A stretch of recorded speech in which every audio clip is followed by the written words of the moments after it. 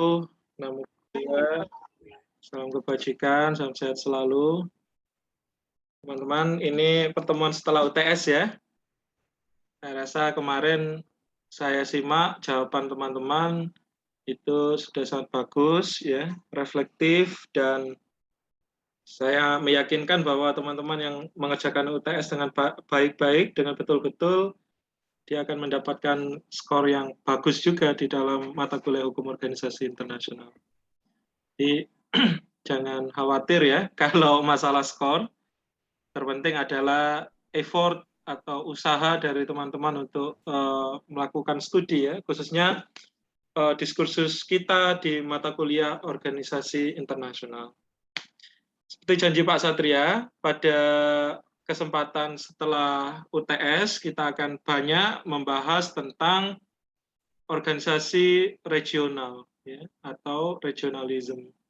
Kemarin kan kita sudah awali ya bahwa organisasi regional itu terbentuk dari banyak faktor ya, bisa jadi karena faktor kedekatan regional, bisa juga karena faktor ideologis, bisa juga karena faktor teleologis ya, dan lain sebagainya dan lain sebagainya.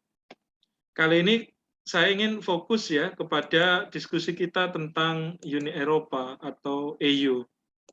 Mengapa Pak kok EU? Ya, bukan dalam artian bukan dalam artian bahwa inlander gitu ya. Negara berkembang selalu menganggap bahwa Barat itu selalu maju, Barat itu selalu bagus, dan lain sebagainya. Enggak. Tapi kalau kita membicarakan secara substansi ya, dari Uni Eropa, memang Uni Eropa merupakan organisasi regional yang dapat dikatakan menjadi role model gitu ya. Why Pak? Kira-kira sampai di sini reasoning apa yang perlu teman-teman sampaikan ya terhadap Uni Eropa sepanjang yang teman-teman ketahui? Kenapa dia layak disebut sebagai role model tadi, seperti yang Pak Satria sampaikan. Role model bagi suatu organisasi regional. Sampai sini mungkin ada yang mau beri pandangan?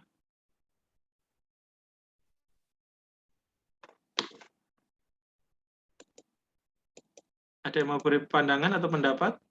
EU? As my previously presentation juga boleh merefleksikannya. Siapa ini yang mau pendapat? Mas Toping? Mas Fernando? Pandangan Hati-hati. Gimana? tadi dikatakan bahwa EU atau European Union ini dikatakan sebagai role model ya Pak ya. Iya. Karena masyarakat karena EU ini memiliki suatu tujuan, di mana tujuan tersebut yang menurut saya sistematis ya Pak ya, di dalam menumbuhkan kehidupan ekonomi masyarakat ekonomi Eropa ya Pak ya, dan juga penyelesaian masalah yang cenderung lebih terstruktur seperti itu Pak, karena memiliki suatu kebudayaan atau etnis di mana Eropa sendiri merupakan suatu benua ya Pak ya, suatu benua di mana apabila untuk menyelesaikan masalah itu juga didasari oleh latar belakang yang sama, karena faktor latar belakang sejarah juga seperti itu Pak. Jadinya bisa dikatakan lancar seperti itu Pak. Habis itu dan juga untuk soal etnis ya Pak ya, mereka sifatnya heterogen ya Pak ya, tidak hanya mementingkan suatu etnis saja. Contohnya mereka seperti menerima imigran asing seperti itu, mau memberikan suaka buat mereka seperti itu Pak. Itu menurut saya Pak. Terima kasih. Oke, sama-sama. Bagus. Ada tambahan lagi dari teman-teman? Atau mungkin some different perspektif terkait dengan EU? Izin Mas Pak. Made? Ya, silakan Mas Made ini. Kalau menurut saya, kenapa EU itu menjadi role model atau percontohan untuk organisasi regional lainnya? Karena yang pertama sama seperti Mas Fernando tadi, dia memang memiliki etnis kebudayaan yang hampir mirip-mirip, sehingga yang disebabkan oleh kedekatan daripada regional wilayah mereka. Memang kan satu benua soalnya. Yang lain daripada itu yang mana struktur daripada sistematis bagan pemerintahan mereka, saya bukan bagan pemerintahan, bagan tata organisasi mereka yang lengkap, ya seperti adanya kalau misalkan nanti ada permasalahan dia akan dibawa kepada pengadilan Eropa. Lalu kalau misalkan daripada adanya kriminalisasi di suatu negara, mereka secara otomatis akan bekerja sama. Dan saya kira daripada hal tersebut menyebabkan kestruktural yang sangat lengkap ini menjadikan percontohan untuk negara-negara lainnya akan mengikuti daripada Dewan Uni Eropa ini, karena mereka sangat lengkap daripada strukturnya yang bagus gitu. Selanjutnya daripada tujuannya tadi, karena mereka satu kesatuan dalam satu regional, maka akan saling menunjang satu sama lain. Dan daripada hal ini menyebabkan negara-negara lain akan mengikuti sistem ini. Ya benar.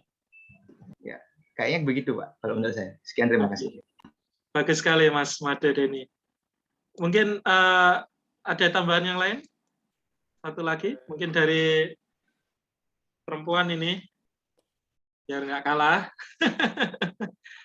Dan mungkin juga bisa langsung merefleksikan ya, apa lesson learn ya, yang organisasi regional lain perlu belajar dari Uni Eropa sebagai suatu organisasi regional yang well established, dan mengapa kemudian contohnya Uni Eropa. Saya beri afirmasi ke teman-teman mahasiswi perempuan, mahasiswi pasti perempuan ya, ke teman-teman mahasiswi, silakan. Dia mau bantu Pak Satria?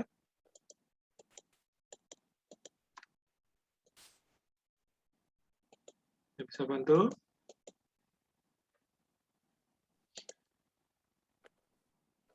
Kenapa tadi Pak? Bisa diulang Pak? Dari teman-teman mahasiswa perempuan barangkali terkait dengan lesson learned ya, atau pembelajaran paling berharga dari organisasi regional lain ya di luar Uni Eropa terhadap mekanisme internal tadi di dalam konteks pembentukannya, apa dampaknya bagi negara anggotanya, dan bagaimana kemudian secara personalitas kemudian dapat dicontoh ya apa yang dilakukan oleh Uni Eropa. Mungkin ada yang mau bantu jawab? Para Sri Kandi. Oh, ini Arjuna ya. Mas Hairi, silakan Mas Hairi, enggak apa-apa. Jadi ini menurut saya kenapa kita harus bercermin kepada organisasi Uni Eropa, karena seperti yang kita ketahui organisasi Uni Eropa ini merupakan organisasi yang supranasional di mana negara-negara anggotanya menyerahkan tidak sepenuhnya tetapi menyerahkan beberapa kepentingan yang ada di negaranya kepada organisasi tersebut. Nah, hal ini menurut saya cukup bagus karena organisasi Uni Eropa akan sangat mudah mengatur segala permasalahan yang ada di negara-negara tersebut dan mereka bisa saling menunjang antara satu sama lain, Pak. Begitu menurut saya. Oke. Saya rasa ini menjadi satu big puzzle tadi yang dari Mas Fernando, Mas Made Deni, dan terakhir disampaikan oleh Mas Hairi Rizky ya, tentang mengapa kemudian Uni Eropa ini menjadi well established, dia dapat menjadi contoh, dan kemudian organisasi-organisasi regional lain melakukannya ya.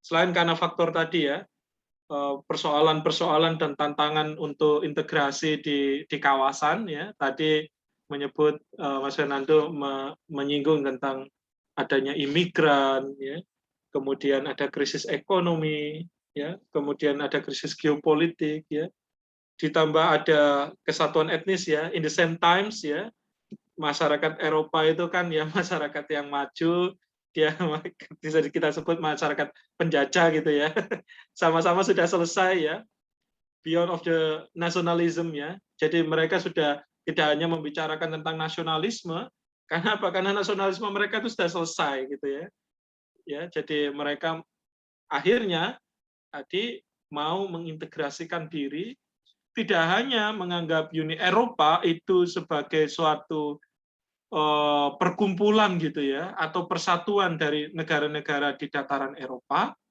tetapi menjadikan Uni Eropa sebagai organisasi supranasional. Apa makna supranasional itu, Pak? Supranasional itu bermakna Uni Eropa itu memegang kedaulatan dari negara-negara anggotanya. Ya, in the proportional purposes atau in the proportional portion ya, dia di dalam konteks yang tergantung kepentingan Uni Eropa ya, mereka serahkan ya.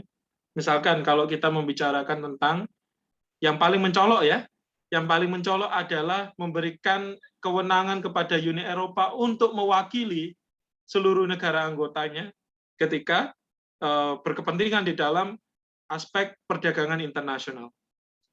Ya. Dalam konteks international trade, Uni Eropa tidak perlu kemudian atau negara-negara anggota Uni Eropa tidak perlu berjalan sendiri.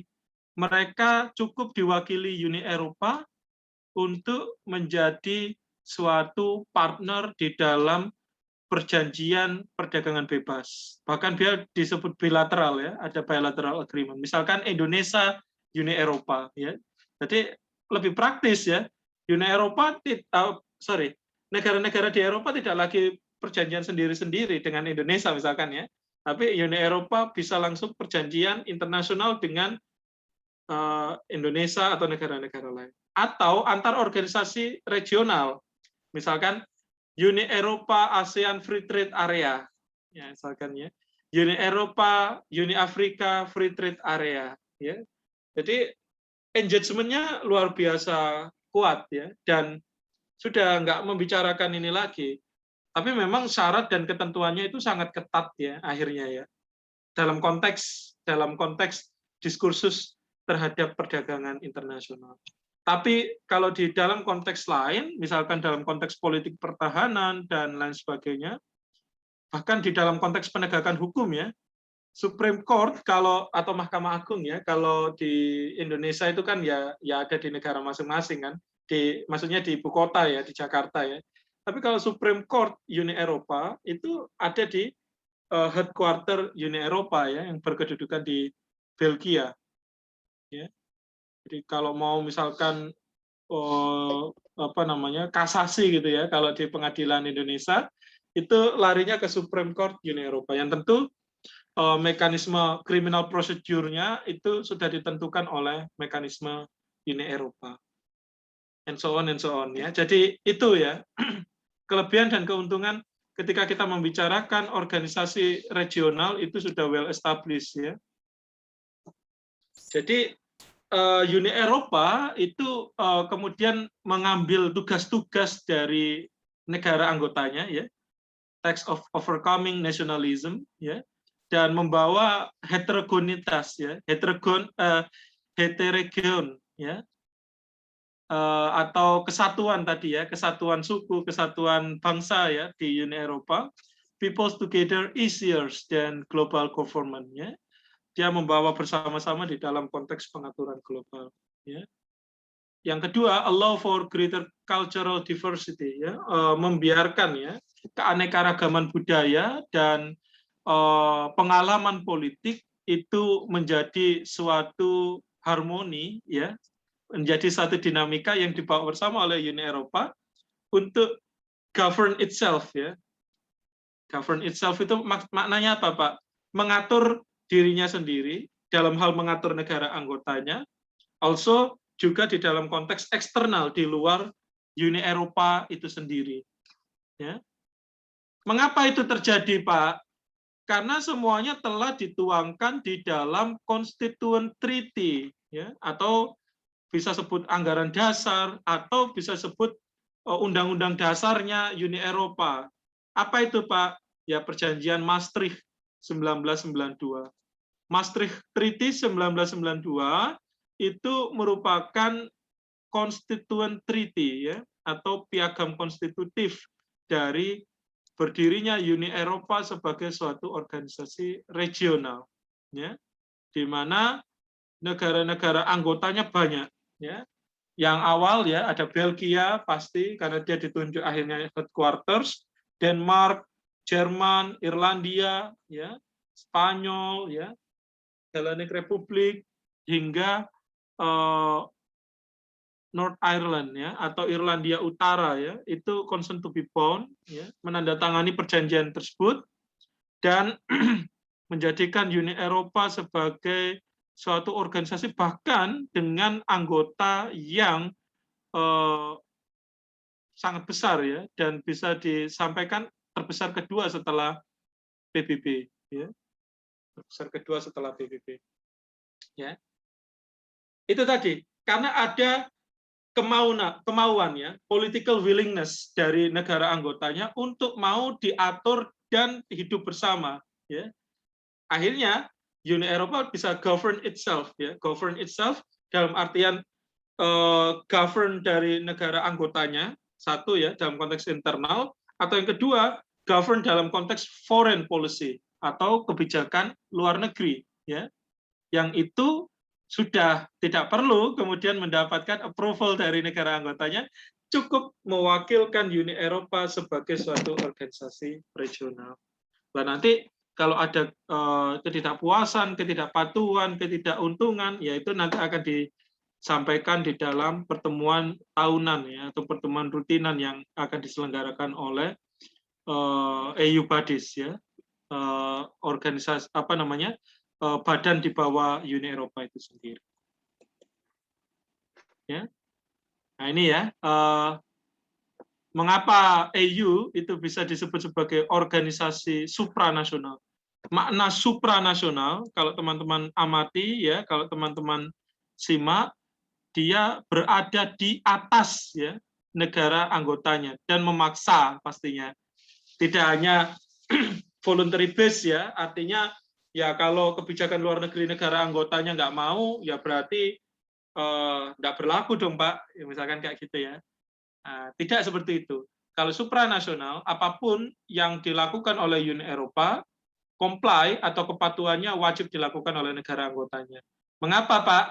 Ya karena kebijakan Uni Eropa sudah diberi mandat oleh negara anggotanya. Dalam hal apa, Pak, skupnya? Dalam hal apa, Pak, wilayahnya?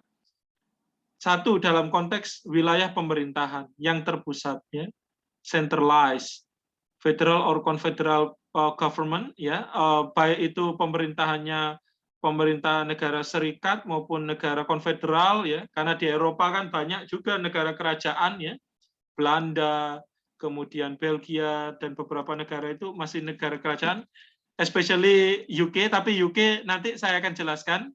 UK dia Brexit, ya, di tahun 2017, 2018, setelah ada coblosan referendum. No, bayangkan, ya, mau keluar dari anggota Uni Eropa dia harus referendum, ya, kayak memisahkan diri dari negara kan gitu, ya. Gerakan referendum itu kan kayak yang dilakukan oleh OPM di Indonesia kan gitu, ya. Ada coblosan referendum, ya, atau bukan OPM lah, OPM kan masih belum, ya. Atau seperti GAM, ya. GAM, ya, yang menentukan nasibnya sendiri gitu, ya. Nah, itu dalam konteks ketata pemerintahannya, ya, ketata pemerintahan dalam konteks ini Uni Eropa, dia bersifat centralized. Yang kedua, allocation of decision making authority and power to different executive, legislative, and judicial.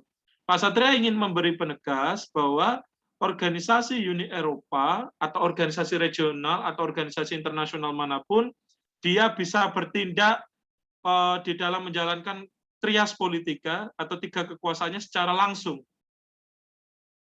Nanti ada sekjen EU, ya, sebagai kekuasaan eksekutif, ada EU Parlemen untuk kekuasaan legislatif, bahkan lebih konkret ini kalau kita bandingkan ya dengan apa yang ada di PBB ya atau UN. Kalau PBB kan ada General Assembly ya, tapi kalau Uni Eropa ada EU Parlemen dan dia bisa membuat act ya atau perundang-undangan, bahkan harus dihormati ya oleh seluruh negara anggota Uni Eropa. And also pasti judicial institutions ya, ada mekanisme peradilan yang tadi Pak Satria sudah singgung ya tentang Supreme Court dan lain sebagainya.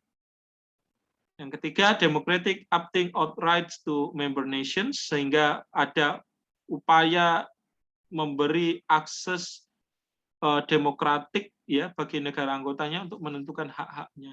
Yang tentu dia dalam ruang lingkup annual atau pertemuan-pertemuan di dalam menentukan keputusan-keputusan penting. Nah, selanjutnya ini yang bisa dianggap menguntungkan, tapi juga banyak dirugikan ya apabila terjadi suatu turbulensi ekonomi bagi negara anggotanya. Ya, apa itu Pak? Ini terkait uniform monetary policy ya. Persatuan atau menyatukan kebijakan moneter ya atau kebijakan keuangan ya, kebijakan nilai tukar uangnya tidak lagi pakai Holland atau mata uang regional lain atau mata uang negara anggotanya, tapi cukup pakai euro ya, karena dia secara nominal itu stabil ya, secara nominal, secara currency ya itu stabil. Dan juga konsensus trade rules tadi yang Pak Satria sampaikan ya dalam konteks perdagangan bebas. Tapi tadi Pak Satria singgung ya terkait dengan turbulensi ekonomi, ini akan juga menjadi goncangan tidak hanya bagi negara anggota saja, tapi bagi seluruh negara di Uni Eropa itu sendiri ya. Kita berkaca di kasus Yunani ya di tahun 2011. Ketika ekonominya mengalami turbulensi, ya, karena sedang terjadi krisis, kemudian yang terdampak tidak hanya Yunani, tapi hampir sebagian besar ya negara-negara anggotanya, negara anggota Uni Eropa. Ya, pun halnya ketika membuka pintu tadi disinggung oleh Mas Fernando, membuka pintu untuk imigran ya.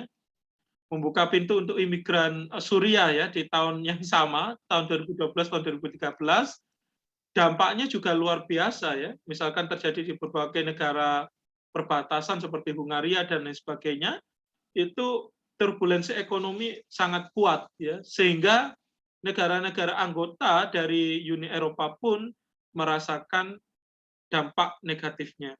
Nah, ini juga yang membuat Inggris itu akhirnya keluar dari Uni Eropa, ya. Karena nggak mau. Jadi istilahnya gini, ada pepatah kan, kalau kamu mau dapat untung, ya kamu harus nerima risikonya. Kalau kamu mau uniform monetary policy, ya artinya di sana ada demand, ada keuntungan, kamu juga harus merasakan dampaknya ya tadi ya, dampak turbulensi ekonomi tadi.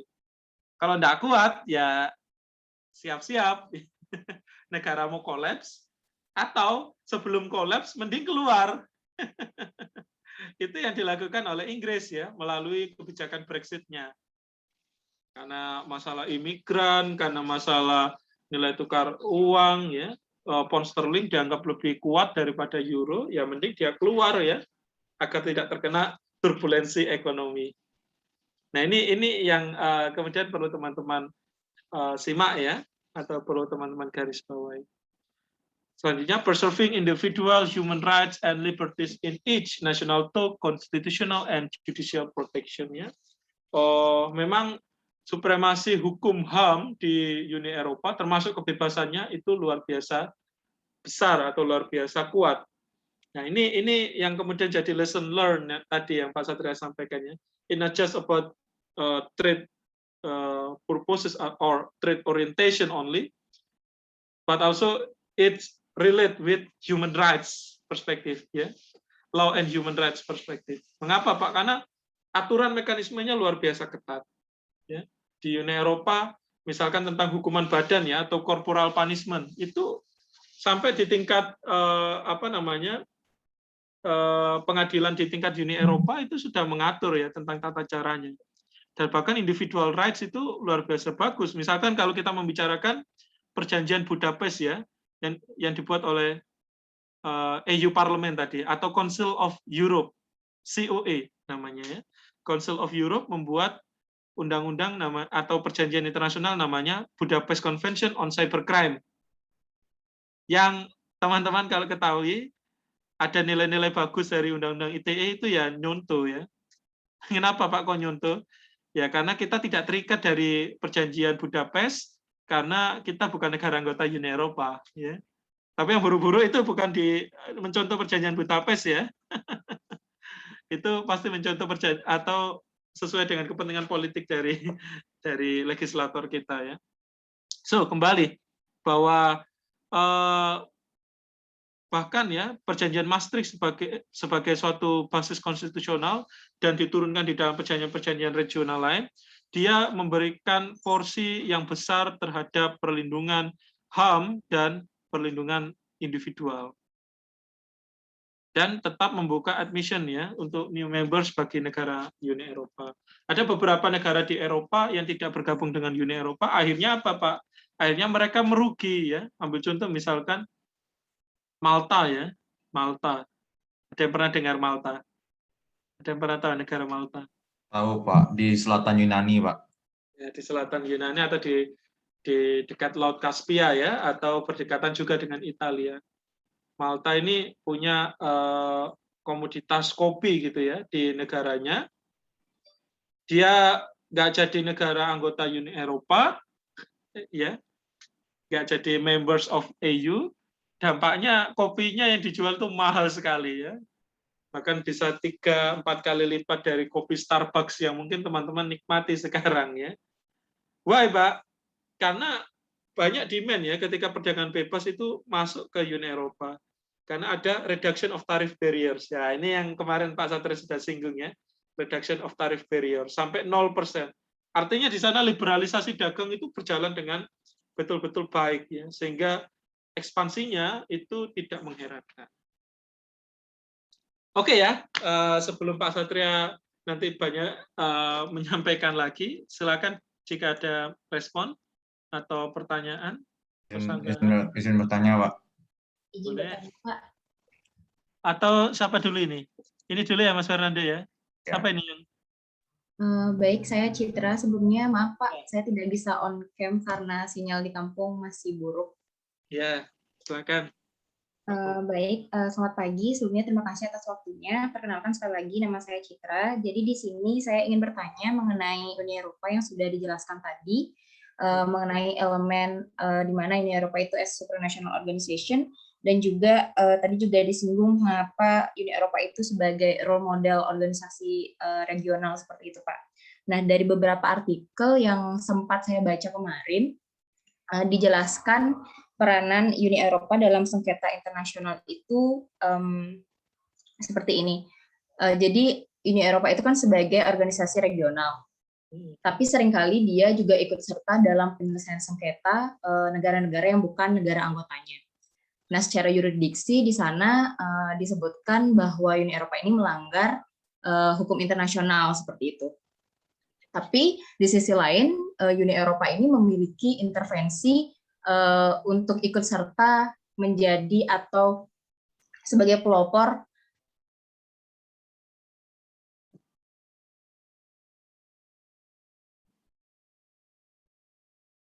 di artikel itu juga dijelaskan bahwa Uni Eropa itu melanggar pasal, kalau tidak salah, sebelumnya suara saya apa bisa masih terdengar ya Pak? Masih bisa.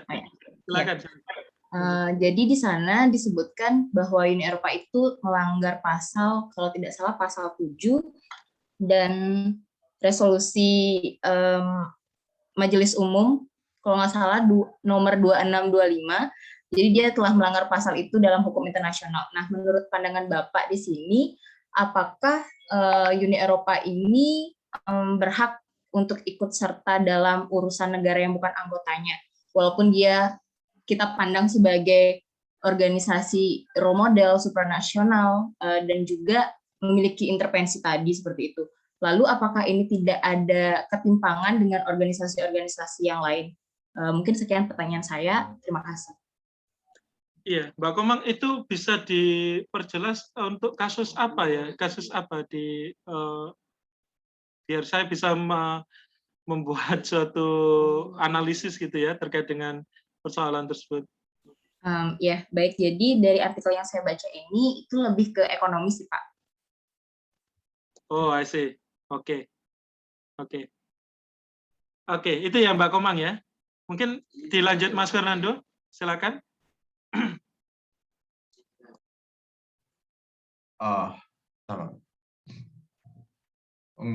Izin bertanya Pak ya. Kan tadi dikatakan bahwasanya Uni Eropa ini termasuk juga dalam organisasi yang bersifat supranasional ya Pak ya, di mana mereka memiliki suatu, di mana Uni Eropa ini memiliki kendali penuh atas negara-negara anggotanya ya Pak ya. Tapi di sini saya ingin bertanya Pak, apakah misalnya ya Pak ya, kalau misalnya dia memegang kendali penuh terhadap negara-negara anggotanya, apakah itu tidak yang namanya memberikan suatu privasi terhadap keputusan-keputusan yang diambilnya Pak, seperti itu, meskipun negara-negara tersebut harus tunduk terhadap segala peraturan yang telah disepakati dalam Uni Eropa ini, kan juga mereka memiliki kebebasan untuk memiliki perjanjian ataupun berserikat sih nggak mungkin, memiliki suatu perjanjian terhadap negara lain Pak, yang mana perjanjian tersebut seharusnya tidak diwakilkan seperti itu Pak. Kan mereka kan sebuah negara ya Pak ya, negara kan juga terbagi termasuk ke dalam masyarakat internasional ya Pak ya, termasuk dalam suatu subjek internasional, di mana subjek internasional kan juga bebas untuk melakukan suatu perjanjian. Apabila diwakilkan saja kan kayak terkesan menyalahi peraturan nggak sih Pak? Maksudnya kayak internalnya mereka ngapain harus selalu diikut campurkan seperti itu Pak. Terima kasih Pak. Oke, ini juga refleksi yang luar biasa ya terkait dengan kedaulatan ya, berhadapan-hadapan dengan kepentingan supranasional. Saya ingin kembali yang pertanyaan Mbak Komang Citra tadi ya, ini pertanyaan yang bagus. Di dalam konteks sengketa dagang internasional, yang perlu diketahui oleh teman-teman adalah cara dan mekanisme penyelesaian sengketanya itu berbeda ya dengan cara penyelesaian sengketa dalam konteks perebutan jurisdiksi dan lain sebagainya, atau as a part of international atau or public international dispute settlement mechanism ya. Seperti yang disampaikan di bawah mekanisme ICJ dan lain sebagainya, itu suatu hal yang jauh berbeda. Kalau dalam konteks perdagangan internasional, bisa jadi negara atau entitas seperti Uni Eropa yang bukan para pihak, dia bisa menjadi suatu oponen atau bisa menjadi suatu pihak penjelas bahwa pada kasus atau persoalan sengketa dagang tersebut, itu kemudian mereka dapat bertindak.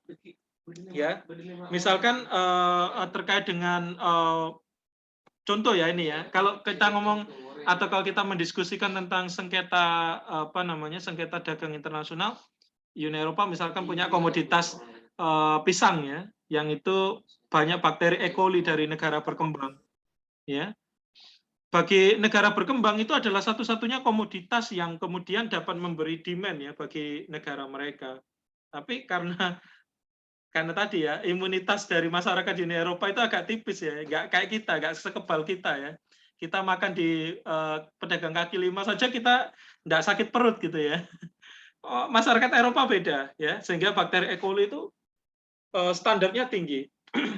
Dan ini kemudian membawa negara-negara berkembang, misalkan negara penghasil pisang, ini pisang Cavendish ya, misalkan ada India, ada Indonesia dan sebagainya, itu melakukan gugatan ke WTO, ya, pengadilan mekanisme panel ya di WTO.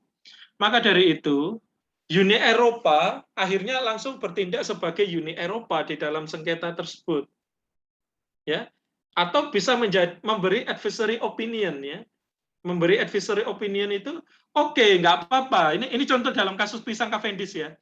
Oke, nggak apa-apa. Pisangmu itu bisa masuk ya, karena ada prinsip special and different treatment ya, S&D treatment. Tetapi kamu harus ikuti syarat dan ketentuan non-tarif barriers yang lain sehingga pisangmu itu layak untuk masuk ke pasar mana ya.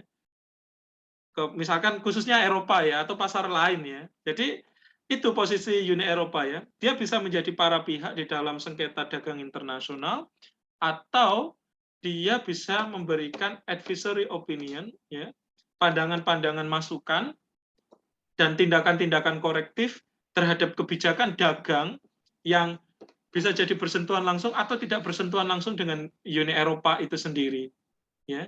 Tapi kalau kita membicarakan dagang ya atau apa namanya kebijakan international trade itu sangat beragam ya, dan cara menganalisisnya itu kasus per kasus ya.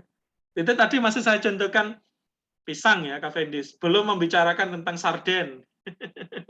Sarden ya, ikan tuna ya, tuna fish itu juga ada kasus. Lalu ada tembakau, Bremen ya.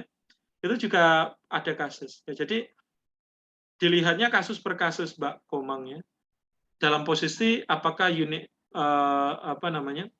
apakah Uni Eropa sebagai para pihak ya yang bersengketa atau Uni Eropa menjadi pihak ketiga yang dimintai advisory opinion.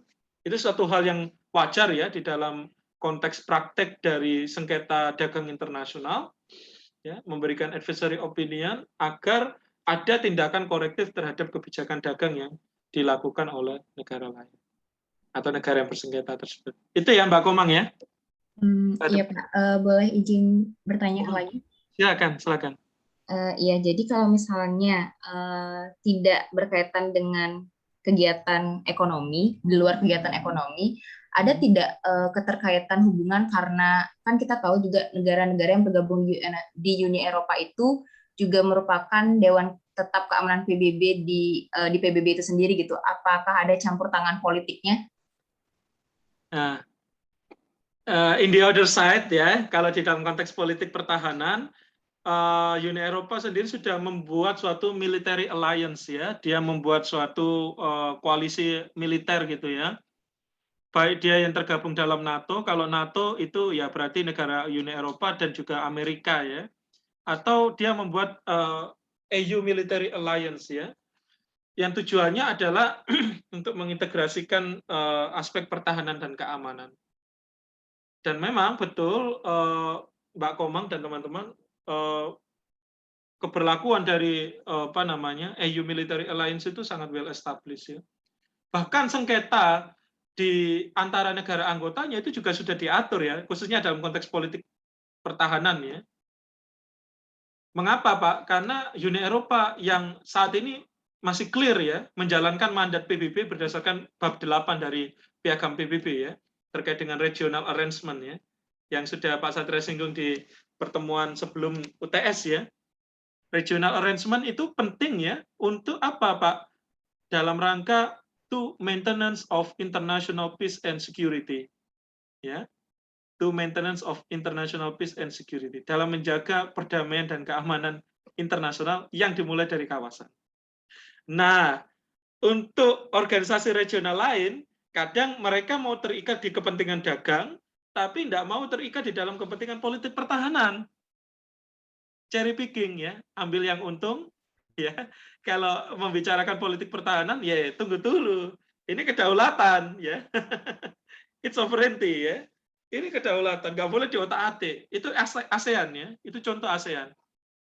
Di ekonomi dia betul-betul sangat integratif. Tapi dalam konteks politik pertahanan tidak integratif.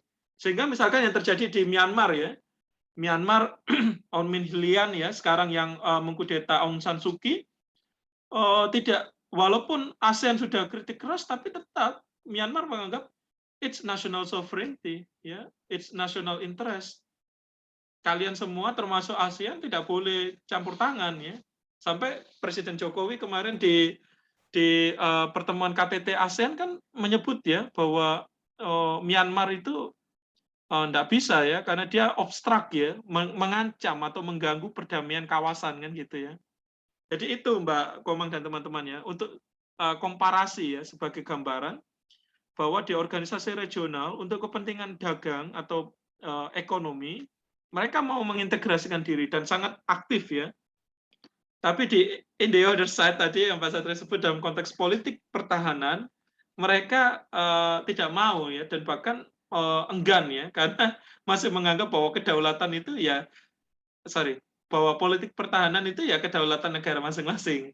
Nah ini juga relate ya sama pertanyaannya Mas Fernando tadi kan, bahwa kenapa Uni Eropa sudah semacam demikian Pak? Karena kesadarannya, ya, consciousness-nya terhadap integrasi di kawasan itu sangat tinggi. Bahkan melebihi rasa nasionalismenya. Kita enggak ya, direbut batik saja, wah sudah tengkar ya. Rendang diklaim Malaysia sudah marah. Apalagi reok itu juga diakui oleh Malaysia, itu sudah naik darah kan gitu ya.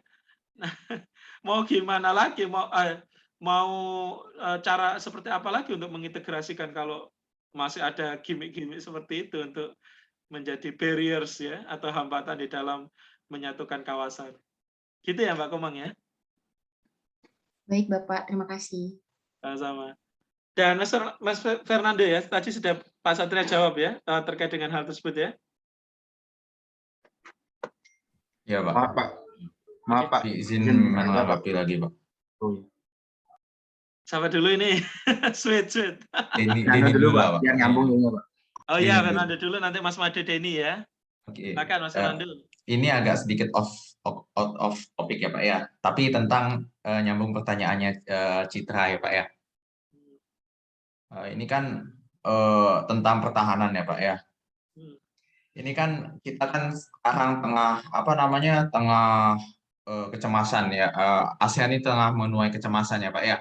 Kita berbicara soal ASEAN ini karena bahwasanya ada organisasi fakta pertahanan baru yang dibentuk oleh Inggris, Amerika Serikat, serta Australia, atau biasa disebut dengan AUKUS, seperti itu Pak. Di mana mereka memiliki suatu suatu purpose atau tujuan, di mana tujuan mereka ini untuk membentuk suatu submarine atau sistem pertahanan di mana menggunakan kapal selam menggunakan nuklir seperti itu Pak. Yang notabene apabila dicanangkan atau dibuat atau diwacanakan kan membahayakan atau membahayakan negara-negara di sekitar seperti itu Pak. Di mana seperti yang kita ketahui kan ASEAN ini kan memiliki suatu regional yang cenderung aman ya Pak ya, cenderung aman, tidak adanya suatu urgensitas di mana harus sampai dibuat nuklir submarine seperti itu Pak. Nah, menurut pandangan Bapak, apakah hal tersebut juga menyalahi aturan yang ada seperti itu Pak? Karena apabila dilihat dari suatu tingkat urgensitasnya, pembuatan kapal selam nuklir itu kan nggak harus betul-betul diwacanakan seperti itu Pak. Oke, ini pertanyaan yang bagus ini. Dilanjut dulu ya sama Mas Made Denny ya, agar bisa Pak Satria langsung respon. Iya Pak. Kalau saya pertanyaannya agak bertolak belakang dengan Fernando. Kalau saya sih lebih ke kasusnya yang di Myanmar itu terkait dengan masalah politik yang ada di sana. Kan ada kudetanya itu. Yang kenapa ASEAN tidak bisa membantu Myanmar dalam urusan politiknya, yang mana itu akan mengancam daripada hak atas hidup banyak orang di sana. Yang kita bela, yang kita urusi bukan masalah politiknya. Tetapi yang kita harus urusi adalah masalah keselamatan orang-orang daripada saudara kita yang ada di Myanmar. Benar. Jadi, kenapa kita tidak bisa membela HAM-nya, walaupun ada politiknya yang ada di sana yang kita tidak bisa kita urusi. Jadi kan ASEAN harus perannya, datangnya dia sebagai pahlawan untuk menyelamatkan hak asasi manusia yang ada di sana, bukan daripada masalah politiknya, meskipun masalah politiknya membatasi kita dalam pergerakannya. Bagaimana pandangan Bapak terhadap hal masalah tersebut? Terima kasih, Pak. Oke, ini pertanyaan kelas berat semua ini ya. Semoga Mas Satria bisa jawab. Yang pertama, tentang military alliance lain ya, di luar yang ditentukan oleh organisasi regional. Apakah diperkenankan, Pak, untuk membuatnya? Tidak masalah ya, karena sebenarnya negara masing-masing pun tidak dibatasi ya. Tadi Pak Satria sebut ya, ada portion yang itu sudah didelegasikan ke Uni Eropa. Tapi portion yang tidak didelegasikan ke Uni Eropa itu merupakan kewenangan dari negara anggotanya masing-masing. Ya. Sehingga tidak masalah mereka kemudian mau membuat military alliance baru atau ekstrim misalkan membuat kebijakan-kebijakan atau perjanjian-perjanjian internasional yang baru ya dengan negara-negara koalisinya untuk kemudian menyepakati kesepakatan tertentu. Ya, termasuk tadi pengembangan submarine system ya atau sistem kapal selam yang dikembangkan oleh Amerika, Inggris dan Australia. Ya, karena apa? Karena mereka punya national interest masing-masing yang itu sebenarnya di Uni Eropa tidak betul-betul fully direnggut ya. Ini yang perlu teman-teman garis bawah ya. Jadi dalam konteks Uni Eropa sebagai organisasi supranasional sudah ada porsi ya kedaulatan yang diberikan oleh negara anggotanya kepada Uni Eropa untuk di-govern ya, untuk diatur ya. Entah itu dalam aspek pidana, entah itu dalam aspek perdagangan, entah itu dalam aspek nuklir dan lain sebagainya dan lain sebagainya. Itu sudah didelegasikan. Tapi yang lain yang tidak didelegasikan itu sudah kewenangan mutlak dari negara anggotanya. Dan kalau ditanyai pendapat Pak Satria, apa Pak pendapat Pak Satria ketika ada aliansi, ya, alliance, military alliance itu mengembangkan senjata nuklir? Nah, tentu kita perlu simak apakah pengembangan senjata nuklir tersebut sudah sesuai dengan mekanisme yang telah diatur oleh Non-Proliferation of Nuclear Weapons Agreement atau tidak. Kalau dia bertentangan dengan Non-Proliferation of Nuclear Weapons, atau TBT ya, TBT Agreement, tentu dia merupakan pelanggaran dari hukum internasional. Ya, tapi kalau pengembangan nuklir itu ditujukan dengan jalan damai, ya, dan diupayakan di dalam rangka betul-betul cara penggunaannya paling-paling terakhir, ya, ultra ultimum remedium, dan hanya untuk tujuan kepentingan untuk make sure bahwa dia punya mekanisme pertahanan yang kuat. Sehingga jangan main-main ya. Jangan main-main itu apa Pak? Memulai perang gitu ya. Tidak masalah. Karena di dalam konteks perjanjian pengembangan non-proliferation of nuclear weapons itu diatur ya cara pengembangannya. Bukan berarti tidak boleh sama sekali loh ya. Bukan berarti tidak boleh sama sekali. Boleh dicek ya di non-proliferation of nuclear weapons agreement ya. Nanti kalau teman-teman belum menemukan, Pak Satria akan share ke PJMK ya untuk sebagai referensi. Itu.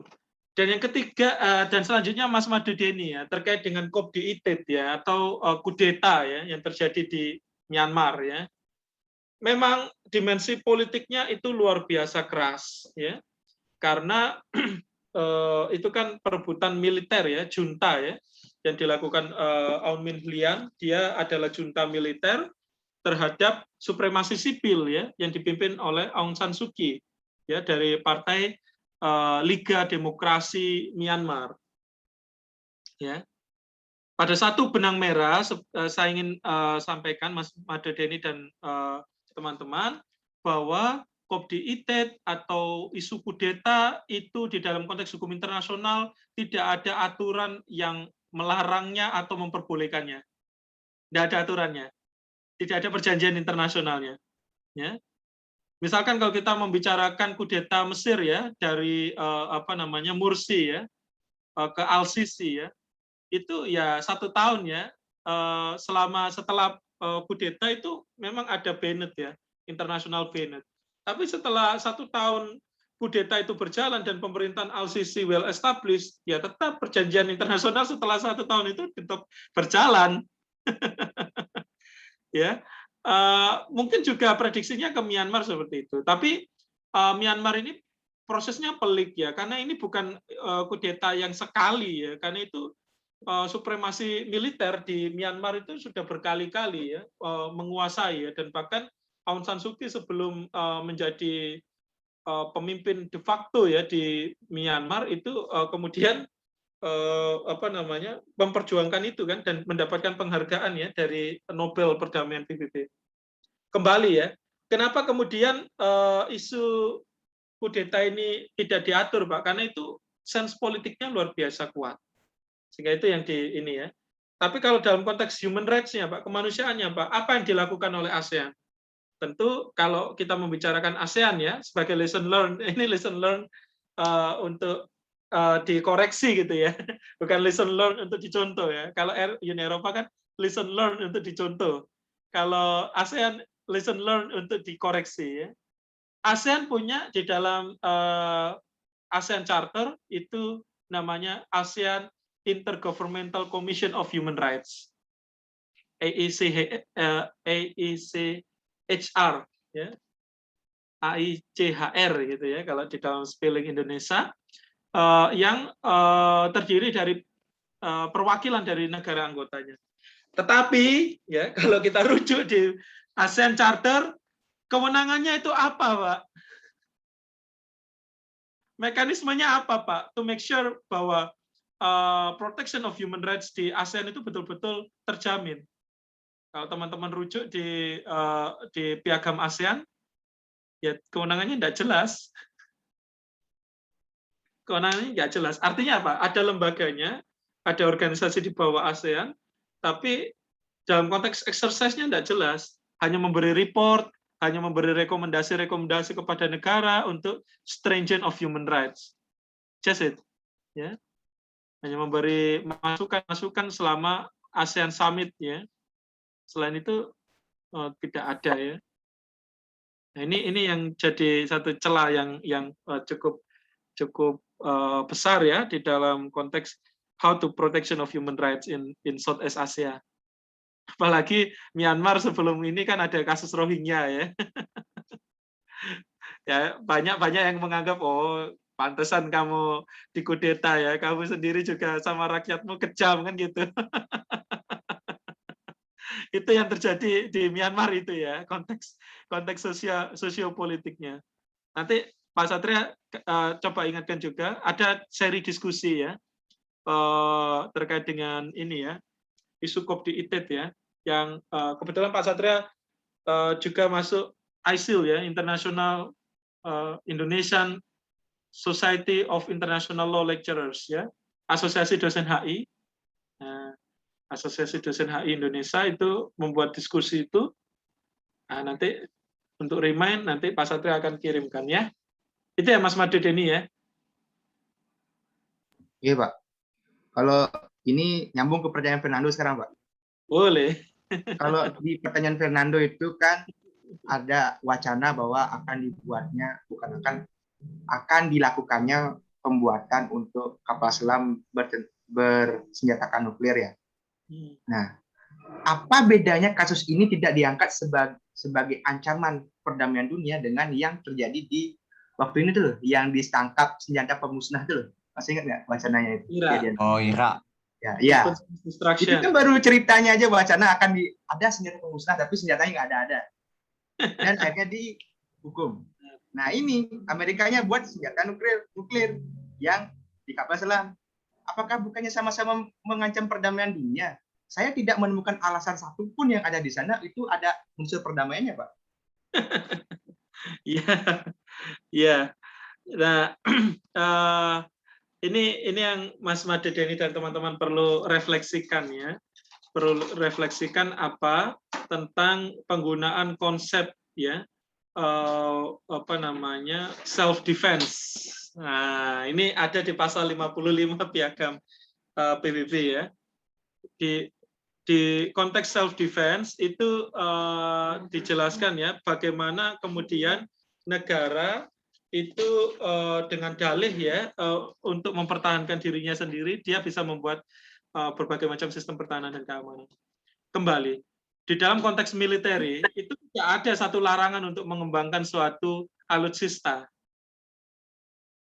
Tapi yang ada di Piagam PBB, coba disimak ya, barangkali Pak Satria salah, di piagam PBB itu ada statement yang menyatakan gini, all state shall refrain to use of force, ya, and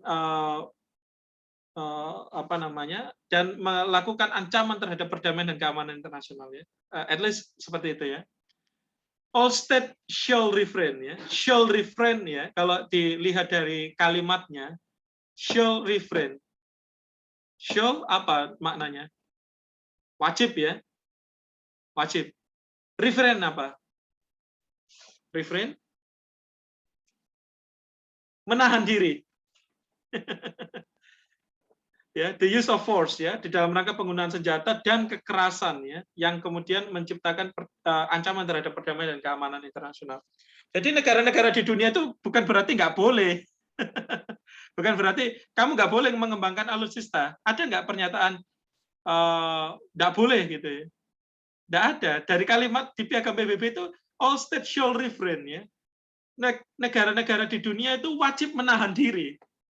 Artinya apa? Mas Made dan teman-teman, sebenarnya seluruh negara di dunia itu tahu, ya, masing-masing kekuatan alutsistanya, berapa hari atau berapa jam atau berapa tahun mereka, kalau perang itu endurance-nya berapa lama waktunya, ya, dan termasuk apakah mengembangkan senjata nuklir atau tidak.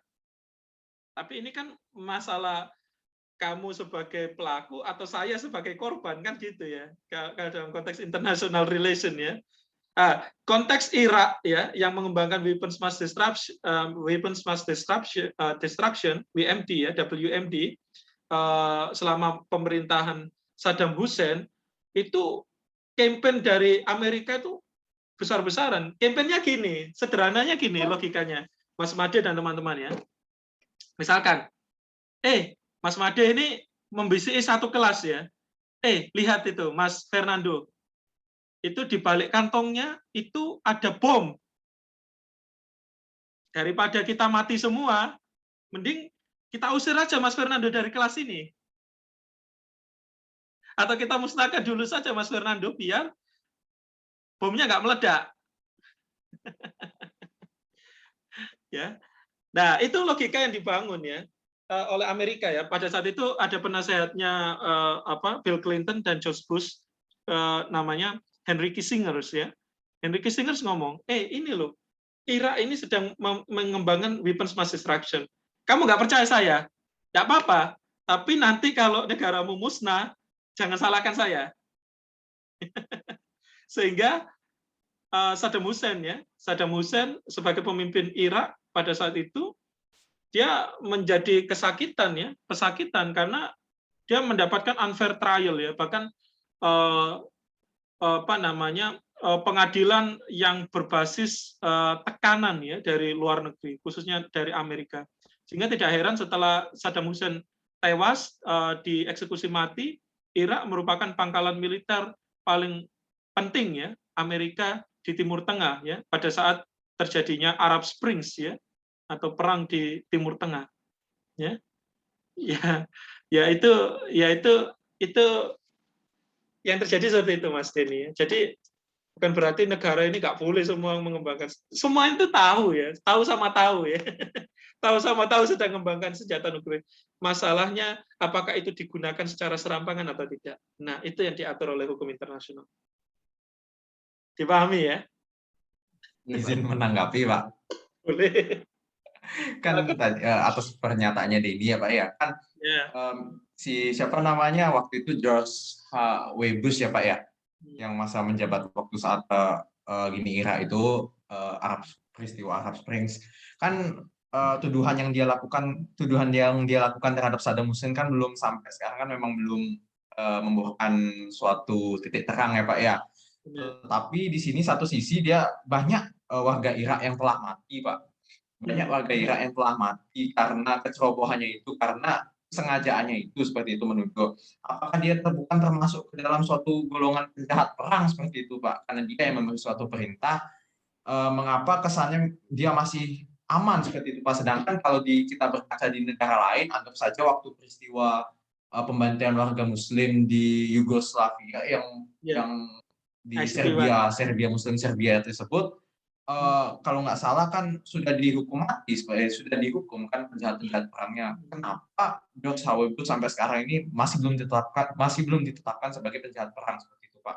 Apakah ada memang hukum yang melindunginya atau memang karena Amerika Serikat merupakan suatu dekan DKPBB seperti itu, Pak? Terima kasih. Mungkin Amerikanya mau menjajah, Bang. Enggak ya. Amerika menambang di tambang yang dia nggak punya tanahnya. Ya, ya itu bukan ini ya, bukan kalimat satu, tapi itu fakta ya. Irak dan lain sebagainya itu ya kepentingan politik ekonomi dari Amerika ya. Bayangkan ya, cadangan minyak jutaan barel yang dimiliki oleh Amerika itu bukan dari tanahnya sendiri ya, tapi dari hasil konsesi atau konsekuensi dari Arab Spring tadi ya, dari gencatan senjata tadi ya. Dan banyak apa istilahnya ya, banyak fallacy reasoning ya yang akan dibangun oleh Amerika untuk menghindari tanggung jawabnya di hadapan hukum internasional ya. Misalkan ketidakterikatan Amerika misalkan ya dalam Statuta Roma 1998 itu satu celah ya, bahwa membawa sekarang pelaku kejahatan perang ya setelah 98 itu kan harus ini ya berdasarkan mekanisme Statuta Roma ya, atau di bawah ICC ya, International Criminal Court. Nah itu nggak bisa ya, Amerika nggak bisa. Ya, yang kedua adalah terkait dengan ini yang memulai dulu adalah negara Irak. Kenapa Pak? Karena atau Afghanistan ya, atau Taliban. Nah ini ada isu Taliban ya, 9/11. Nah, 9/11 itu tonggak yang saya rasa sangat penting ya, bukan bagi situasi perlindungan masyarakat Amerika Serikat, bukan, tapi bagi tindakan ekstrateritorial yang dilakukan Amerika sehingga konflik ya, gencatan senjata itu betul-betul masif di Timur Tengah dengan dalih mencari Taliban. Sekarang ada musuh baru namanya ISIS ya, dengan dalih mencari ISIS kemudian dapat menghalalkan segala cara. Loh Pak, di Afghanistan sekarang Taliban menguasai Pak. Kenapa kok Amerika tidak bersikap? Joe Biden tidak bersikap? Kembali ini masalah kepentingan politik ya. Kalau dulu Osama bin Laden dan kawan-kawan itu dibantai karena sudah dianggap selesai ya. Sekarang Talibannya lebih apa namanya? Lebih kooperatif mungkin ya dengan overseas ketimbang pemerintahannya yang sah ya. Jadi tadi isu kudeta jadi tidak relevan ya, walaupun di Afghanistan sendiri sekarang sedang mengalami isu kudeta ya, Cop-Tited ya. Di Myanmar berbicara keras, di Afghanistan beda lagi. Nah itulah dimensi politik internasional ya yang banyak kemudian mempengaruhi ya cara pandang dari foreign policy ya, khususnya Amerika. Tapi kalau Amerika tidak bisa disamakan ya kayak negara-negara lain ya, termasuk negara Indonesia atau negara anggota Uni Eropa ya, karena kesadarannya itu hanya pada kepentingan politik ekonomi. Human rights itu nomor 1000 ya. Human rights ya, supremacy of civil, lalu stringent of democracy ya. Nah, demokrasi itu juga menjadi satu reasoning ya. Oh, kenapa Arab Springs itu terjadi? Karena banyak negaranya dipimpin oleh raja ya, atau penguasa yang berpuluh-puluh tahun ada di sana ya. Tahu Muammar Gaddafi ya, dia 30 tahun lebih menguasai Libya. Sehingga tidak heran kemudian ya sudah dikudeta saja ya, dikompori ya. Suriah bagaimana? Kemudian apa namanya? Afghanistan, Irak. Tapi kenapa Arab Saudi kok enggak? Ya karena dekat, Karena cadangan minyak, Pak. Iya, karena dekat ya, karena kooperatif dengan Amerika Serikat ya, sehingga Arab Saudi tidak digoyang. Tapi kenapa kok yang digoyang atau yang diganggu ya, itu adalah Qatar. Ya, karena Qatar dianggap pesaing ya dari Amerika Serikat ya di masa mendatang, sehingga Raja Faris ya, King Faris itu dianggap sekarang menyembunyikan teroris ya atau ideologi Wahabi di sana ya, mengembangkan ideologi Wahabi. Nah itulah ya dinamika yang terjadi di luar Uni Eropa ya. Kita kembali ke Uni Eropa, kita terbang lagi ke Uni Eropa agar inline ya, biar kita bisa ini ya. Gitu ya Mas Made dan Mas Fernando ya. Terima kasih Pak. Ya sama-sama. Ya, Pak. Ya, EU Economic Integration ya, jadi ini yang paling demand yang paling menguntungkan ya dari Uni Eropa, yaitu integrasi ekonomi ya, kita bisa sebut EU Community ya, European Community atau European Economic Community ya, EEC, dan juga ini ya industri energi atom ya. Nah, ini ada ya, dan juga ada integrasi-integrasi yang lain ya, yang itu bertujuan untuk integrasi ekonomi. Misalkan European Coal and Steel ya, atau koalisi negara-negara penghasil baja dan besi. Nah, itu juga ada di Eropa ya. Kenapa Pak? Karena integrasi ekonominya berjalan dengan well established ya, sehingga tidak heran kemudian ekonominya sangat maju ya, dan masyarakatnya sejahtera semua, tidak ada kemiskinan ya di sana ya. Tapi tadi seperti di awal yang Pak Satria sampaikan, ketika terjadi suatu turbulensi ekonomi ya, ketika terjadi suatu guncangan ekonomi, semua negara kena distract-nya ya. Kayak kalian naik pesawat gitu ya, turbulence ya,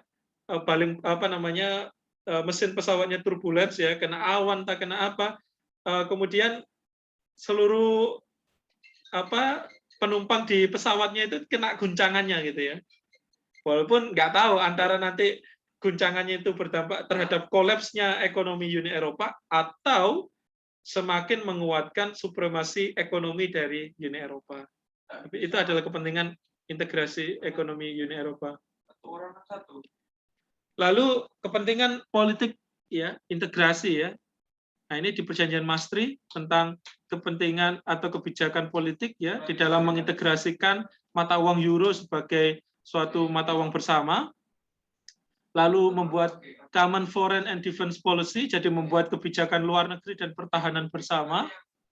Dan yang selanjutnya mengkoordinasikan kebijakan yang berkenaan dengan isu sosial, termasuk tadi saya sebut ya, aspek pidana, terorisme, dan imigrasi ya. Nah, teman-teman kalau mau ke Eropa tidak perlu lagi ngurus visa dari satu negara ke negara lain ya. Kalau kalian mau ke Belanda, geser ke Swiss, geser ke Prancis, kemudian ke Italia, cukup pakai satu visa. Namanya visa Schengen gitu ya. Schengen-Staten ya. Nah, visa Schengen ini menandakan bahwa Uni Eropa menjadi satu organisasi regional yang memfasilitasi free flow of natural persons. Ya, arus bebas manusia ya di dataran Eropa. Dan juga ini berkaitan dengan aspek penerbangan, itu namanya EU Open Sky ya. Langit bebas Uni Eropa, sehingga di dalam konteks air traffic dari pesawat-pesawat yang ada di Uni Eropa itu gratis, dan itu bisa ditekan ya, biaya pesawatnya itu luar biasa murah ya. Jadi kalau mau ke luar negeri itu biayanya sama kayak penerbangan domestik gitu ya, tidak lebih dari 700.000 sampai 1,5 juta misalkan ya kalau dikurskan di Indonesia. Kenapa Pak? Ya karena aspek imigrasi, aspek yang itu nanti berkenaan dengan free flow of natural person, also relate with EU Open Sky, itu menyebabkan industri transportasi, khususnya penerbangan. Kalau darat bisa ada kereta ya, kereta dari teman-teman naik kereta dari Rotterdam ke Belfast gitu ya, kejauhan ya, bukan Belfast. Kalau Belfast kan di Belgia ya, Irlandia ya, ke Antwerp ya, dari Belanda ke Belgia gitu ya. Terus geser ke Prancis itu pakai kereta sudah clear itu ya. Kamu cukup bawa Schengen saja itu sudah clear ya. Nah, itu isu imigrasi ya. Lalu juga ada Treaty of Amsterdam, Treaty of Nice ya, terkait dengan masa depan politik dan ekonomi, integrasi ekonomi di negara anggota Uni Eropa. Dan termasuk expanding members ya, mencoba mengguide members khususnya negara-negara di Eropa Timur atau Balkan ya, yang itu negara-negara garis keras tadi ya, ada ex-Yugoslavia, lalu ada Rusia, ex-Yugoslavia itu banyak ya, ada Serbia, Montenegro, Makedonia, ya, Bosnia, Herzegovina, ya, lalu banyak lagi ya, Ukraina, Kroasia dan lain sebagainya yang negara-negara Balkan ini kemudian cukup apa ya istilahnya ya, dia cukup keras gitu ya. Kenapa? Karena ideologi kirinya, ideologi komunisnya masih kental di sini ya, ex-Uni Soviet ini ya, ex-Yugoslavia, ex-Uni Soviet. Jadi how to expanding membership ya for EU itu ditujukan kepada negara-negara yang masih dalam tanda petik masih keras ya untuk tidak mau gabung ke Uni Eropa itu sendiri. Oke ya.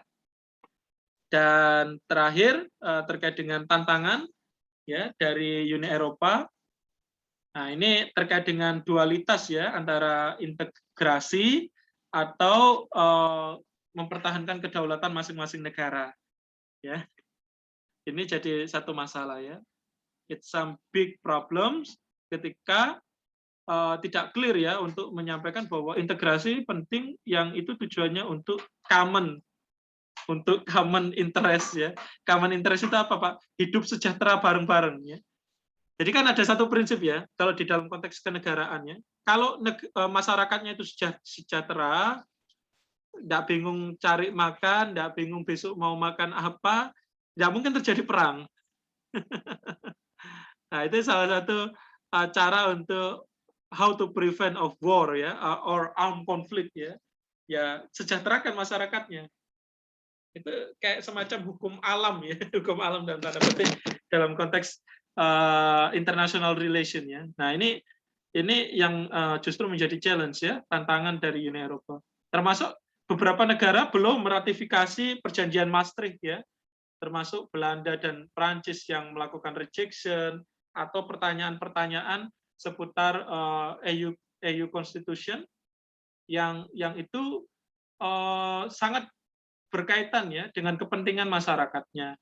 Misalkan mengenai kedaulatan negara anggota, mengenai isu ketenaga kerjaan, mengenai isu agriculture, mengenai subsidi dan mengenai individual nation and each other ya dan lain sebagainya. Yang terakhir memang masalah rejection from EU ya, Brexit ya, British exit, ini jadi apa ya, jadi presiden ya. Oh, Inggris saja bisa keluar ya, apalagi negara lain kan gitu ya, apalagi negara lain ya, khususnya akan menjadi trigger ya bagi negara-negara yang besar, agresif ya, Prancis ya, sekarang Emmanuel Macron itu sudah ada upaya-upaya exercise ya, akibat konfliknya dengan Amerika Serikat ya. Macron dengan Joe Biden tidak ketemu sekarang ya, pasca Pilpres di Amerika Serikat. Sehingga ketika Presiden Jokowi kemarin G20 ya di Roma ya, kedekatan Macron dengan Jokowi itu luar biasa ini ya, luar biasa tinggi intensitasnya karena dia ingin membangun koalisi baru. Nah, bisa jadi ini akan jadi suatu presiden ya yang terjadi di Inggris ya melalui Brexit tentang potensi perpecahan ya, meninggalkan Uni Eropa sehingga nanti lambat laun Uni Eropa secara efektivitas, secara fungsinya sebagai suatu organisasi regional itu disangsikan dan akhirnya EU bubar. Nah, tentu bagaimana kemudian how to prevent ini menjadi suatu PR ya dan tantangan dari Uni Eropa agar tidak ada lagi negara-negara anggotanya untuk pisah ya atau referendum dari Uni Eropa. Ya, karena kalau dilihat di referendumnya UK itu 72,2% masyarakat di UK itu mau mereka lepas dari Uni Eropa, walaupun UK merupakan salah satu negara deklarator dari Uni Eropa itu sendiri. Oke ya, saya rasa demikian mata kuliah kita pada pagi hari ini. Silakan jika masih ada pertanyaan. Izin bertanya, Pak. Izin bertanya, Pak. Ya, silakan. Izin bertanya, Pak. Izin Mbak Rina dulu Pak. ya. Iya. Habis itu Mas Fernando. Oke. Baik, sebelumnya suara saya apakah kedengaran, Pak? Ya, terdengar. Silakan Mbak Maaf Rina. sebelumnya saya off cam ya. Perkenalkan, selamat pagi Pak. Perkenalkan nama saya Niputurina Asingtyas. Di sini saya ingin bertanya terkait isu yang tadi Bapak bilang Inggris keluar dari Uni Eropa. Seperti yang kita ketahui bahwa Indonesia itu menjalin perjanjian kemitraan ekonomi komprehensif kalau tidak salah dengan Uni Eropa. Dan dalam kesepakatan tersebut Inggris merupakan salah satu promotor terbesarnya seperti itu. Nah, apa akibat yang akan terjadi antara Indonesia dengan Uni Eropa? Dan apakah keluarnya Inggris nantinya akan mempengaruhi hubungan bilateral keduanya? Seperti itu, Pak. Ya. Oke, Terima kasih. sama-sama Mbak Rina. Ini pertanyaan yang bagus ya. Lanjut Mas Fernando, mungkin. Izin bertanya ya Pak. Izin bertanya ya Pak ya. Ya. Sebelumnya kan tadi, tadi Pak, saya lupa Pak. Oh ya, sebelumnya tadi kan dikatakan bahwasannya Uni Eropa ini merupakan suatu istilahnya suatu panutan gitu, apa bahasanya ya, biasanya suatu Model. ya role model seperti itu Pak, suatu role model terhadap organisasi-organisasi regional lainnya. Tapi kan di sini melalui adanya Brexit ini kan juga menunjukkan bahwasanya Uni Eropa ini bukan merupakan suatu role model yang baik seperti itu. Jika mereka juga jika telah dijelaskan sebelumnya mereka memiliki kekuasaan atas politik negara-negara anggotanya, memiliki kekuasaan atas sistem uniform monetarinya atau penyatuan di dalam suatu kebijakan keuangannya, hal itu kan juga bukan suatu hal yang dianggap sebagai role model seperti itu Pak. Sehingga juga tidak menutup kemungkinan bahwasannya seperti Bapak jelaskan tadi, negara-negara lain juga dapat keluar dari Uni Eropa seperti itu. Nah, pertanyaan saya juga di sini, apakah Indonesia seperti itu Pak, Indonesia di mana Indonesia ini juga menjalin kerjasama dengan Uni Eropa dapat seperti bekerja sama seperti itu Pak terhadap negara-negara seperti Perancis yang Bapak jelaskan tadi, karena Perancis kan juga tengah berkonflik dengan Amerika Serikat ya Pak ya, tengah berkonflik Amerika Serikat. Apakah Indonesia dengan melalui pendekatan secara politik, apakah tidak bisa mendekati Perancis seperti itu Pak? Kan juga karena permasalahan yang tahun lalu kan juga karena yang Presiden Emmanuel Macron dibilang menghina agama Islam seperti itu Pak, menghina salah satu nabi dalam agama Islam. Habis itu kan juga barang-barang yang diboikot seperti itu Pak. Apakah tidak ada suatu upaya pendekatan terhadap hal itu Pak? Walaupun kita ketahui juga tengah ada kan waktu itu kemarin G20 kalau nggak salah ya Pak ya, yang Presiden Jokowi menghadiri di Roma Italia seperti itu Pak. Terima kasih Pak. Ya, bagus-bagus ini pertanyaan Mbak Rina dan Mas Fernando ya terkait dengan eksistensi Uni Eropa dipandang dari kepentingan Indonesia kan gitu ya. Yang pertama tadi mengenai sejauh mana kemudian dampak ya dari ketika ketika UK itu Brexit ya dan keluar dari Uni Eropa. Kalau kita merujuk dari Konvensi Wina 1986 tentang perjanjian internasional antara negara dan organisasi internasional atau antar organisasi internasional, di sana disebutkan tentang mekanisme termination or withdrawal ya, atau alasan penarikan diri dan berakhirnya suatu perjanjian internasional. Nah, atas dasar Brexit tersebut itu dapat menjadi suatu alasan atas bubarnya perjanjian internasional yang telah disepakati. Ya, sehingga comprehensive partnership agreement tadi itu kemudian bisa jadi bubar ya dan batal. Kalau mau melakukan kerjasama lagi berarti tidak EU dengan Indonesia, tapi kalau mau lebih mengikatkan, misalkan ya Boris Johnson sama Jokowi kemudian saling mau terikat di dalam perjanjian dengan substansi yang sama, tetapi dengan jenis yang berbeda, maka dia wajib membuat perjanjian internasional yang baru. Saya rasa itu Mbak Rina ya tadi ya untuk menjawab bagaimana kemudian dampak dari Brexit. Nah, karena ini tidak main-main ya terkait dengan dampak dari berlangsungnya perjanjian internasional, maka negara Uni Eropa itu seharusnya wajib berhati-hati. Dan ini saya bridging dengan pertanyaannya Mas Fernando, artinya dalam konteks ini mekanisme internal ya, tadi ya, govern dari Uni Eropa itu sendiri itu harus dikuatkan ya.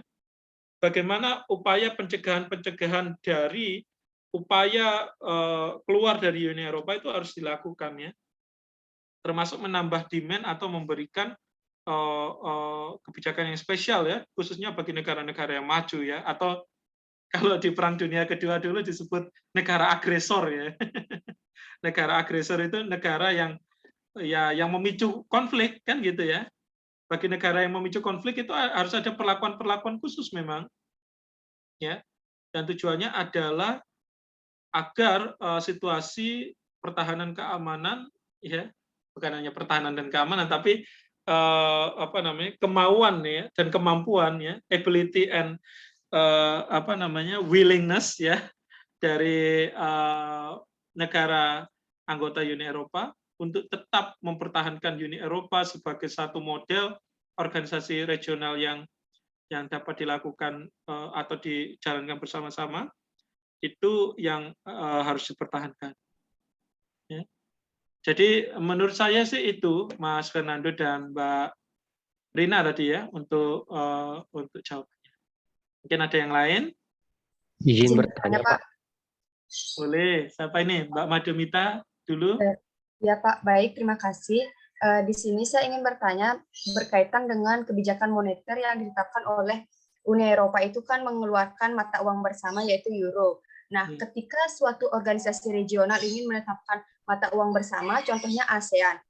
Seperti yang telah saya baca, ASEAN pernah memiliki ide untuk menetapkan mata uang bersama, namun ide tersebut masih sangat prematur, jadi masih banyak pertimbangan-pertimbangan yang sangat rancu yang memungkinkan tidak terjadinya penetapan mata uang bersama di ASEAN. Jadi, menurut pandangan Bapak, hal apa yang melatar belakangi ketika ASEAN sampai saat ini belum merealisasikan terkait dengan penetapan mata uang bersama seperti role model di Uni Eropa seperti itu, Pak? Terima kasih. Oke, bagus Mbak Madhumita. Tadi satu lagi siapa ya? Pak. Ya, Mas Yeheziel ya. Silakan. Ya, terima kasih atas kesempatannya Pak, dan mohon maaf saya tidak bisa mengaktifkan kamera karena sinyal. Ya. Di sini saya ingin bertanya bersangkutan dengan pertanyaan dari teman saya Mita, di mana saya bertanya dengan pada saat ini marak-maraknya uang kripto Pak. Nah, di setiap negara. Nah, kita ketahui kan seperti yang dikatakan oleh Mita, Uni Eropa ingin membuat mata uang bersama, sehingga mata uang tersebut dapat dipakai secara bersamaan di setiap negara anggota Uni Eropa. Nah, kita lihat sekarang uang kripto di berbagai negara secara singkat dapat dikatakan bahwa legal Pak. Banyak penggunaan uang kripto yang disahkan di berbagai negara, bahkan di berbagai negara anggota Uni Eropa. Sedangkan pada 2021 yang dilansir dari DW, Uni Eropa telah mendeklarasikan reformasi komprehensif untuk menindak pencurian uang. Jika uang kripto ini kan dasar hukumnya belum begitu jelas di setiap negara, Pak. Dan pembuatannya juga belum begitu sah. Maka secara tidak sengaja kan dapat dikatakan sebagai pencucian atau pencurian uang, pencucian uang begitu Pak. Nah, bagaimana tindakan Uni Eropa secara signifikan untuk mengatasi masalah tersebut Pak? Karena kalau dibiarkan secara terus-menerus, maka uang kripto ini akan mengambil alih mata uang di setiap negara, Pak. Terima kasih, Pak. Ya, bagus sekali ini ya pertanyaannya. Yang pertama tadi Mbak Madhumita ya, terkait dengan adanya upaya membuat satu uniform currency ya dari masyarakat ASEAN.